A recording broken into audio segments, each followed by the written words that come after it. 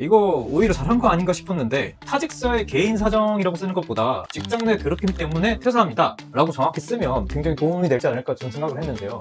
그 사유를 사직서에 뭐 남기는 건 좋아요. 문제는 근데 그 한 줄만 믿고 하는 거예요. 안녕하세요, 노닥TV입니다. 여러분, 지금 직장 내 괴롭힘 당하고 있거나 이제 노동청 신고를 준비하시는 분들이 이 영상을 많이들 보실 텐데요. 오늘은 바로 이런 분들이 가장 자주 실수하고 착각하시는 탑5를 한번 준비해봤습니다. 대표 키워드는 노동청 신고, 정신과 진단서, 녹음, 사직서 실업급여인데요. 노무사님이 현장에서 실제 상담하고 조사하면서 제일 많이 마주치시는 실수랑 착각들, 오늘 영상 시청하시고 도움 많이 되셨다면 여러분의 구독, 좋아요, 알림 설정 부탁드립니다. 자, 5위. 아니, 노무사님, 이거 직장 내 괴롭힘 당했으면 노동청에 신고하면 그냥 공무원이 나와서 사건이 막 슉슉 진행되고 막 내 억울함 풀어주고 그런 거 아니에요? 그렇게 경찰 수사처럼 생각하시면 좀 달라요. 직장 내 괴롭힘 제도 자체가 직장에서 생긴 문제를 회사가 먼저 사실관계를 파악하고 피해자를 보호하고 필요한 조치를 하도록 만든 구조예요. 그래서 법에서도 회사가 신고를 받거나 괴롭힘 사실을 알게 되면 지체 없이 객관적으로 수사하도록 되어 있어요. 노동청이 수사해서 결론 내려주는 그런 구조가 아니었네요? 그렇죠. 물론 노동청에 진정을 넣는 경우도 있어요. 그렇다고 감독관이 처음부터 언제 무슨 일이 있었는지, 카톡은 어디 있는지, 누가 들었는지 내 사건을 대신 만들어주거나 내 입장을 대변해주는 건 아니에요. 결국 신고하는 사람도 무슨 일을 괴롭힘이라고 주장을 하는지와 이를 입증할 자료들을 구체적으로 정리해놔야 돼요. 그럼 어떤 증거나 준비물들이 필요할까요? 최소한 누가 언제 어디서 무슨 말을 했고 그걸 확인할 자료가 있는지는 사건별로 나누어줘야 돼요. 실제로 조사하다 보면 예를 들어 8월 5일엔 무슨 일이 있었고 8월 12일에는 어떤 일이 있었는지 이렇게 하나씩 확인을 하는 작업이고 그에 걸맞는 입증 자료가 하나하나 필요합니다. 그래서 여러분들이 이런 부분에 충분한 지식이 없고 시간이 부족하시면 노무사 상담을 통해서 사건을 맡기시는 게 훨씬 나을 수도 있습니다. 자, 이번에 4위. 이거 정신적 피해 받았다면 정신과 진료받고 진단서 많이들 발급받잖아요. 이 정도면은 괴롭힘 인정에 엄청 큰 증거 아니에요? 안타까운 착각인데요. 진단서가 분명 중요한 자료는 맞습니다. 근데 진단서가 있다고 무조건 괴롭힘 인정이 되는 건 또 아니에요. 물론 진단서는 이 사람이 실제로 어떤 증상을 겪고 있는지를 보여주는 중요한 자료죠. 이 사람이 실제로 불안이랑 우울, 불면 같은 증상을 겪었다는 거를 보여줄 수는 있죠. 그런데 그래서 이게 괴롭힘이냐 아니냐 이거는 또 별개의 법적인 문제인 거예요.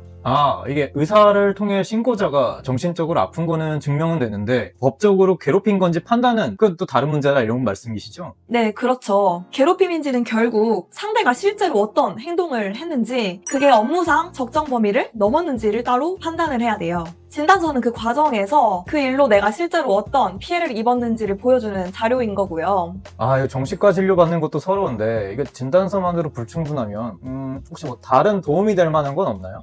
맞아요. 이게 여기서 또 중요한 게 진단서뿐만이 아니라 바로 진료 기록과 이력인데요. 실제로 아프다면은 일부러 참다가 몇 달 뒤에 진단서만 받으려고 하지 마시고 차라리 처음에 진료 받을 때부터 저 상사의 포감을 들은 이후부터 너무 잠을 못 자고 있어요. 출근하려고 하면은 심장이 뛰고 너무 불안해요. 이런 내용이 차라리 진료 기록 차트에 남으면 증상이 언제부터 어떤 일을 계기로 시작이 되었는지를 설명하는 데 훨씬 도움이 됩니다.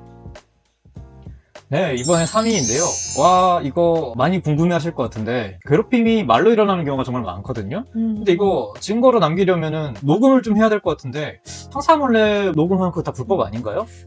맞아요. 이거 정말 많이 물어보세요. 내가 그 대화에 직접 참여를 하고 있다면 통신비밀보호법이 금지하는 공개되지 않은 타인과의 대화를 몰래 녹음하는 것과는 다른 문제예요. 그럼 제가 팀장님이랑 둘이 얘기하면서 몰래 녹음하는군요?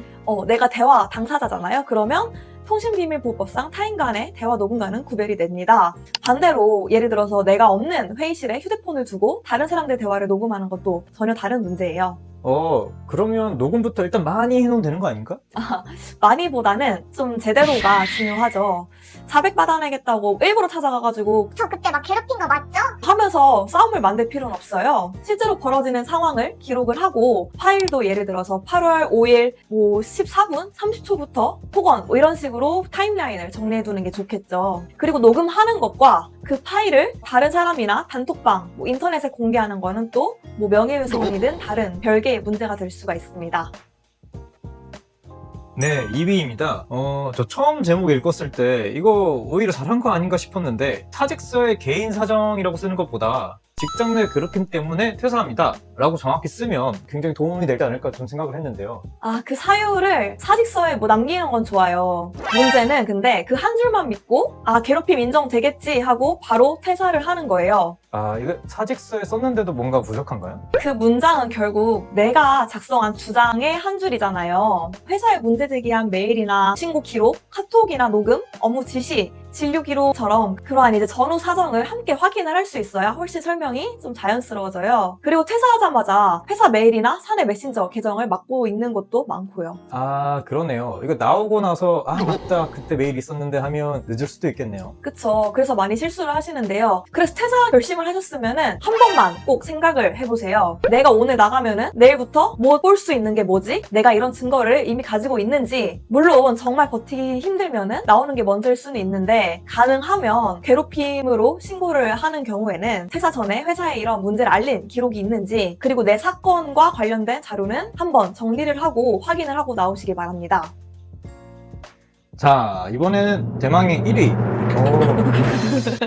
제가 괴롭힘을 당하다가 도저히 못 버티겠어서 사직서를 직접 썼어요. 근데 이게 자진퇴사잖아요. 제가 노동법은 되게 조금 알지만 그래도 자진퇴사하면 실업급여 못 받는 걸로 아는데 이게 착각이라고요? 그쵸. 실업급여. 종종 놓치고 있는 부분들이 많은데 고용보험법 규정에는 직장 내 괴롭힘을 당한 경우가 오히려 수급 자격이 제한되지 않는 정당한 이직 사유로 들어가 있어요. 오히려 직장 내 괴롭힘으로 인정이 되면 실업급여 수급 자격에 해당이 된다는 말입니다. 몰랐는데 그게 아예 규정에 들어가 있어요? 네, 그래서 내가 자발적으로 퇴사한다고 사표 썼으니까 뭐 끝이네 하고 처음부터 포기하실 필요는 없어요. 다만 자동적으로 실업급여가 나오는 거는 절대 아니고 실제 괴롭힘 때문에 퇴사한 건지는 고용센터에서 자료를 보고 판단을 하게 됩니다.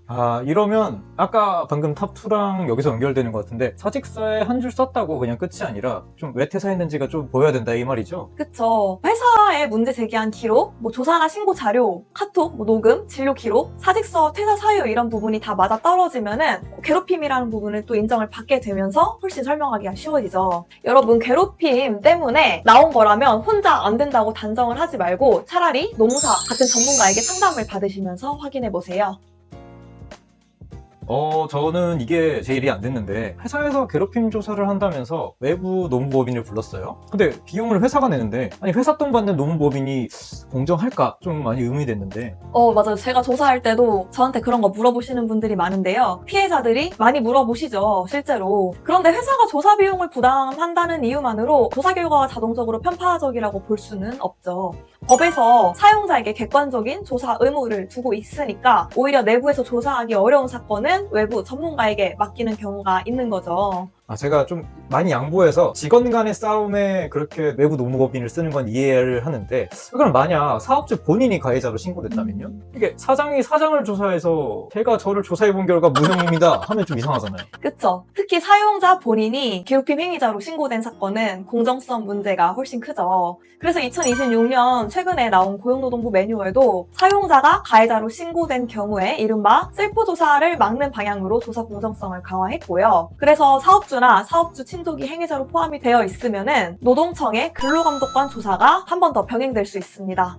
그럼 피해자는 회사 돈 받았으니 못 믿겠다 이제 그 정도는 아닐 것 같고 그럼 말고 또 다른 걸 뭐 볼 게 있나요? 조사자가 회사나 피신고인과 실제 이해관계가 뭐 있는지 자료를 제대로 확인했는지 양쪽 이야기를 충분히 들었는지 판단 이유가 구체적인지 뭐 다른 참고인 조사나 구체적인 증거 자료까지 다 진행해서 조사를 했는지 이런 거를 보는 게 훨씬 중요하죠. 그 과정에서 문제가 있다면 당연히 문제 제기를 해야 되고요. 네. 오늘 탑5를 보니까 공통점들이 좀 있는 것 같아요. 괴롭힘 사건, 단순히 피해 주장이나 신고로 끝나는 게 아니라 준비할 것도 많고 입증 자료가 많이 필요한 법적 싸움이네요. 네, 맞아요. 나중에 조사하는 사람은 그때 뭐 상황에서 옆에 있었던 사람이 아니잖아요. 결국에 그때 남아있었던 자료를 보고 객관적으로 판단을 할 수밖에 없어요. 그래서 물론 신고자분들의 마음을 잘 알지만 우리도 철저히 준비해서 신고를 할 필요가 있겠죠. 괴롭힘을 당했다면 상대방에게 어떻게든 이기려고 하기보다 침착하게 있었던 일들을 잘 정리하고 남기는 게 훨씬 중요할 것 같습니다. 마지막으로 딱 정리하면 신고는 해놓고 끝났다고 생각하지 말고 아프면 괜히 참고 버티지 말고 녹음이 불법이라 생각해서 덜덜 떨지 말고 반한다고 곧장 사직서 써버리지 말고 이렇게 되나요? 네, 가장 중요한 게 퇴사는 나오기 전에 꼭 미리 준비를 하세요. 홧김으로 나오지 마시고요. 무작정 퇴사하고 찾아오시면은 제가 썸네일처럼 머리를 이렇게 잡습니다. 그러면 오늘도 똑똑하게 대응하고 건강하게 퇴근하자. 노다TV였습니다.